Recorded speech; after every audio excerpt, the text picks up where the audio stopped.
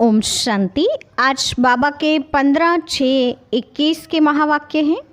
मुरली का टाइटल है मीठे बच्चे अतीन्द्रिय सुख का अनुभव करने के लिए सदा इसी स्मृति में रहो कि हम किसके बच्चे हैं।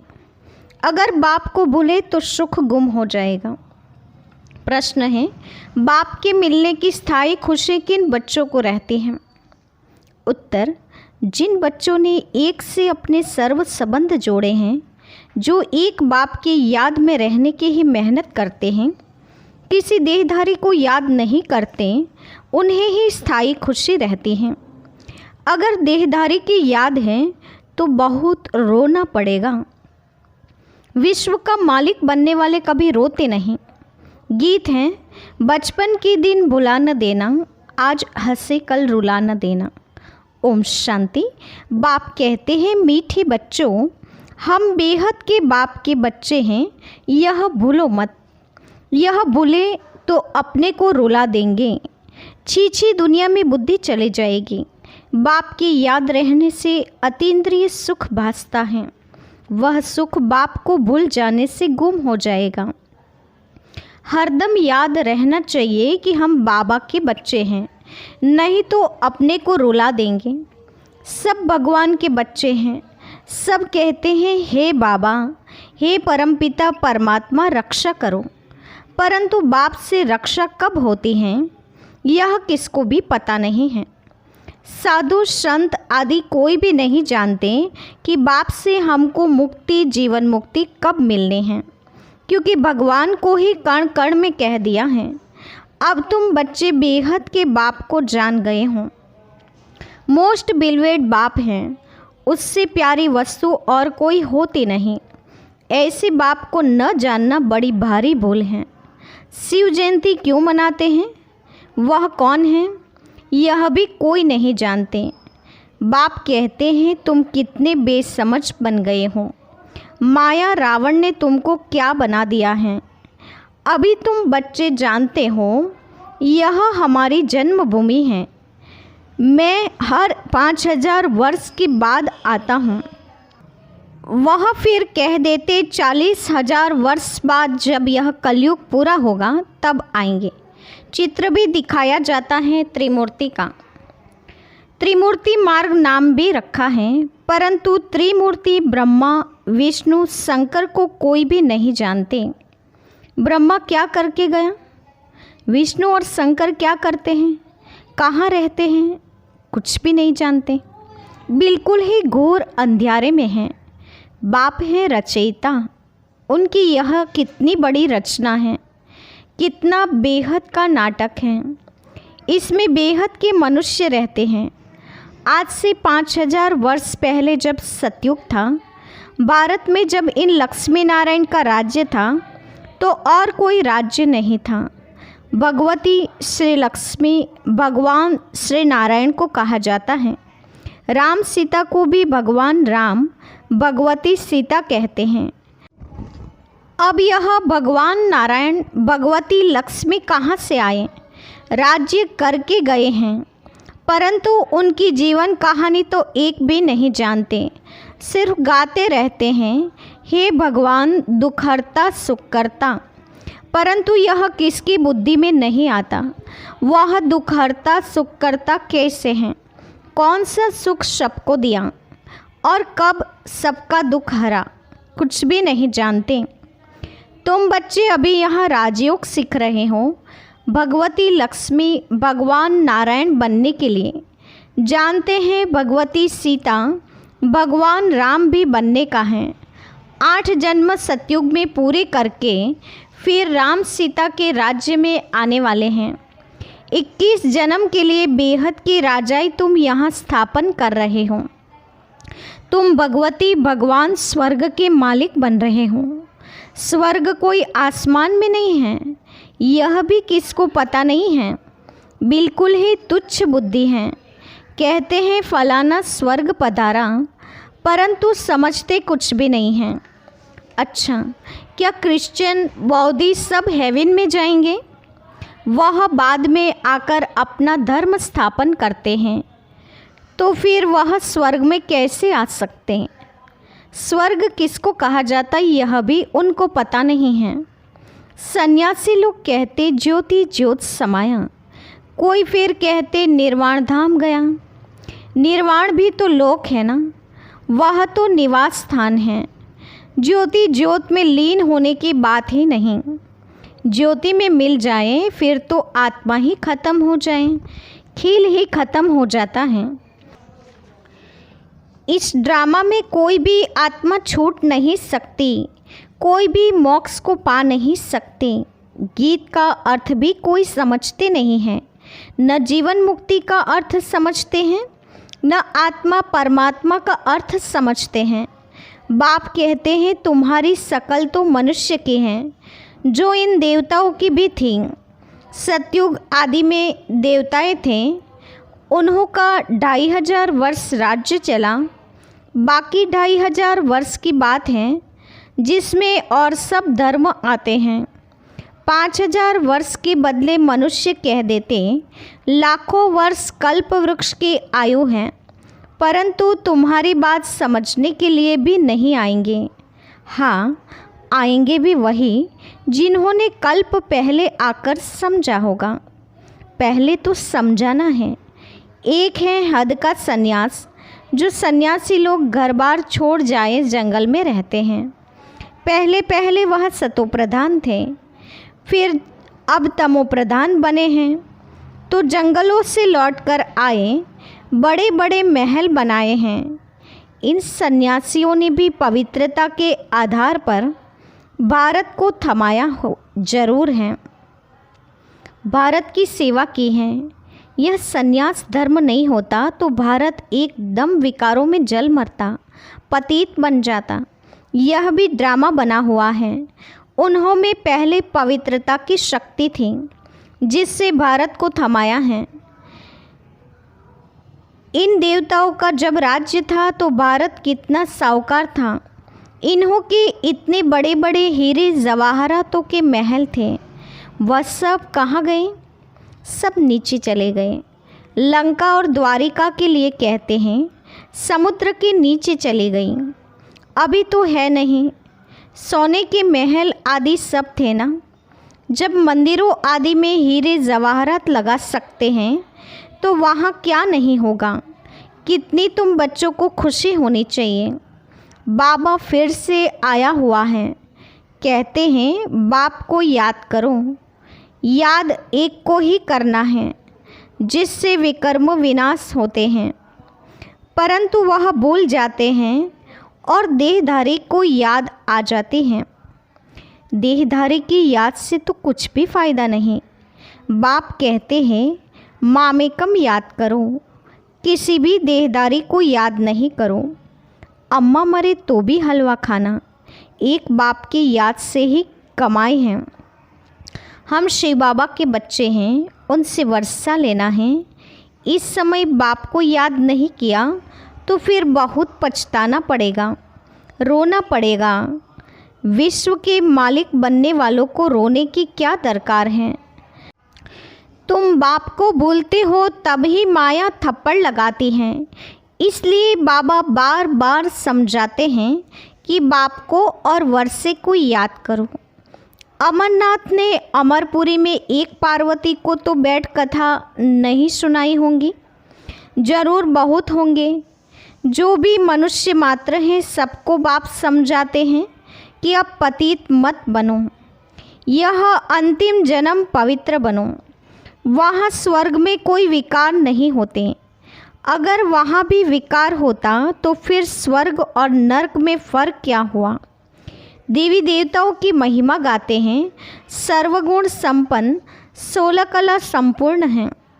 भगवान आकर भगवान भगवती ही बनाएंगे, सिवाय भगवान की कोई बना न सके। भगवान तो एक ही हैं।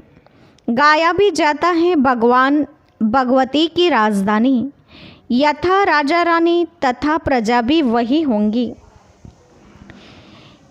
परंतु भगवान भगवती कहा नहीं जाता, इसलिए कहा जाता है आदि सनातन देवी देवता धर्म। यह किसको पता नहीं है। इनकी यानी कि ब्रह्मा की आत्मा को भी बाप समझाते हैं। एक बाप की, एक दादा की दो आत्माएं हैं ना। एक आत्मा 84 जन्म लेती हैं, दूसरी आत्मा पुनर्जन्म रहित हैं। बाप कभी पुनर्जन्म नहीं लेते हैं। एक ही बार आकर सारे विश्व को पवित्र बनाने के लिए हमको राजयोग सिखाते हैं। बाप तुमको समझाते हैं, मैंने इनमें प्रवेश किया है। यह 84 जन्म भोग आए हैं। अब इनके बहुत जन्मों का यह अंतिम जन्म है। अब मैं निराकार हूँ तो कैसे आकर बच्चों को राजयोग सिखाऊं? प्रेरणा से तो कुछ हो न सके, कृष्ण भगवानुवाच तो हो न सके, वह कैसे आ सकता है? वह तो है ही सतयुग का प्रिंस। 16 कला संपूर्ण, फिर त्रेता में होते हैं 14 कला संपूर्ण। फिर द्वापर में कृष्ण को क्यों ले गए हैं? उनको तो पहले आना चाहिए। बाप समझाते हैं, पहले बाप को याद करो, नहीं तो माया एकदम थप्पड़ मार देगी। छुई मुई का एक झाड़ होता है, हाथ लगाओ तो मुरझा जाए। तुम्हारा भी ऐसा ही हाल होता है। बाप को याद नहीं किया और खलास। गीत में भी है, बचपन के दिन बुला नहीं देना। बाप को भूले तो कहाँ न कहाँ चोट लग जाएगी। बाप कहते हैं, तुम हमारे बच्चे हो ना। यह शरीर तो विष से पैदा हुआ है, वह इनके लौकिक माँ बाप हैं। यह तो है पारलौकिक बाप और इनको फिर अलौकिक बाप कहा जाता है। यह हद का था, फिर बेहद का बन गया। अभी देखो, यह लौकिक बच्चे निर्मल शांता बैठे हैं। यह लौकिक भी हैं, अलौकिक भी हैं, पारलौकिक भी हैं। बाकी शिव बाबा के तो भाई बहन है नहीं, न लौकिक न अलौकिक न पारलौकिक। कितना फ़र्क है। एक बाप का बनना मासी का घर नहीं है। ऐसे बाप से संबंध जोड़ना है, टाइम लगता है। शिव बाबा की याद में रहना बड़ी मेहनत है। कई 50 वर्ष से रहने वाले भी सारा दिन शिव बाबा को याद भी नहीं करते, ऐसे भी हैं। और सबको भूल एक को याद करना बहुत बहुत मेहनत है। कोई 1% याद करते हैं, कोई 2%, कोई आधी % भी मुश्किल याद करते हैं। यह बड़ी भारी मंजिल है। तो बाप समझाते हैं, बचपन को नहीं भूलना। बाप से स्वर्ग का वर्षा मिलता है। तुम जानते हो, हम जीते जी मरकर बाप के आकर बने हैं नई दुनिया में जाने के लिए। तो तुम्हें स्थायी खुशी रहनी चाहिए। ओहो, हम डबल सिरताज बनेंगे। मनुष्य थोड़े ही जानते हैं कि सतयुग में इन देवताओं को ही 16 कला संपूर्ण और 14 कला संपूर्ण क्यों कहते हैं। कुछ भी नहीं जानते हैं। यह भक्ति मार्ग के शास्त्र आदि फिर भी बनेंगे। यह हठयोग, तीर्थ यात्रा आदि सब फिर भी होंगे। परंतु इससे क्या होगा? क्या हेवन में जाएंगे? नहीं। बहुत रिद्धि सिद्धि से काम करते हैं। रिद्धि सिद्धि वाले बहुत हैं। हजारों मनुष्य उनके पिछाड़ी पड़ते रहते हैं। रिद्धि सिद्धि से बहुत घड़ियाँ आदि चीज़ें निकालते हैं। यह थोड़ी समझते हैं कि यह अल्पकाल के लिए सब हैं। इसमें बहुत मेहनत करनी पड़ती है। यह रिद्धि सिद्धि आदि सीखने की भी किताब होती हैं। कितने लाखों मनुष्य उनके पिछाड़ी पड़ते हैं। तुम बच्चे जानते हो, हमको बाबा से स्वर्ग का वर्षा मिलता है। इन आँखों से तो जो कुछ देखते हो वह नहीं रहेगा। बाप समझाते हैं, तुम अशरीरी आए थे, फिर शरीर 7 पार्ट बचाए। अगर 84 लाख का हिसाब किताब बताएं तो 12 मास लग जाएं। हो ही नहीं सकता। 84 जन्मों का हिसाब किताब बताना तो बिल्कुल सहज है। तुम 84 का चक्र लगाते रहते हो। सूर्यवंशी हैं तो चंद्रवंशी नहीं। सूर्यवंशी घराना पूरा हुआ, फिर चंद्रवंशी बने। अभी तुम जानते हो, हम हैं ब्राह्मण वंशी, फिर देवता वंशी बनना है, इसलिए हम पढ़ाई पढ़ रहे हैं। फिर सीढ़ी नीचे उतरते उतरते वैश्य शूद्रवंशी बनेंगे। अभी अपने 84 जन्मों की स्मृति आई है, यह चक्र भी याद करना पड़े। बाप को याद करने से एवर हेल्दी एवर वेल्दी बनेंगे, पाप कट जाएंगे। चक्र को जानने से चक्रवर्ती राजा बन जाएंगे। तुम जानते हो यह पुरानी दुनिया कब्रिस्तान बननी है, कुछ भी नहीं रहेगा, ख़त्म हो जाएगा। राम गयो रावण गयो। राम का कितना छोटा परिवार होगा सतयुग में, अभी रावण का कितना बड़ा परिवार है। बच्चे जानते हैं कि यह राजधानी स्थापन हो रही है। हर बात में पुरुषार्थ फर्स्ट हैं। बाप पुरुषार्थ कराते हैं। बच्चे मुझे याद करो, जिस बाप से अथाह स्वर्ग की बादशाही मिलती है, क्या उनको याद नहीं करेंगे? बाप स्मृति दिलाते हैं कि तुम स्वर्ग के मालिक थे, अब फिर से पुरुषार्थ कर स्वर्ग के मालिक बनो। अच्छा, मीठी मीठी सिकिलते बच्चों के प्रति माता पिता बाप दादा का याद प्यार और गुड मॉर्निंग। रूहानी बाप की रूहानी बच्चों को नमस्ते। हम रूहानी बच्चों की रूहानी माता पिता बाप दादा को याद प्यार और नमस्ते। पूरी मुरली का धारणा युक्त मुख्य सार। पहले पॉइंट, कभी भी किसी बात में छुई मुई नहीं बनना है। ईश्वरीय बचपन को भूल मुरझाना नहीं है। इन आँखों से जो कुछ दिखाई देता है उसे देखते भी नहीं देखना है। दूसरी पॉइंट, एक बाप की ही याद में कमाई है, इसलिए देहदारियों को याद कर रोना नहीं है। बाप और वर्षे को याद कर विश्व की बादशाही लेनी है। आज का वरदान है, नॉलेज की लाइट माइट द्वारा कमज़ोर संस्कारों को समाप्त करने वाले शक्ति संपन्न भव। नॉलेज की लाइट माइट द्वारा कमज़ोर संस्कारों को समाप्त करने वाले शक्ति संपन्न भव। विस्तार है, नॉलेज से अपने कमज़ोर संस्कारों का मालूम तो पड़ जाता है, और जब उस बात की समझानी मिलती है तो वे संस्कार थोड़े समय के लिए अंदर दब जाते हैं। लेकिन कमज़ोर संस्कार समाप्त करने के लिए लाइट माइट के एक्स्ट्रा फोर्स की आवश्यकता है। इसके लिए मास्टर सर्वशक्तिमान, मास्टर नॉलेजफुल के साथ साथ चेकिंग मास्टर बनो। नॉलेज द्वारा स्वयं में शक्ति भरो, मनन शक्ति को बढ़ाओ तो शक्ति संपन्न बन जाएंगे।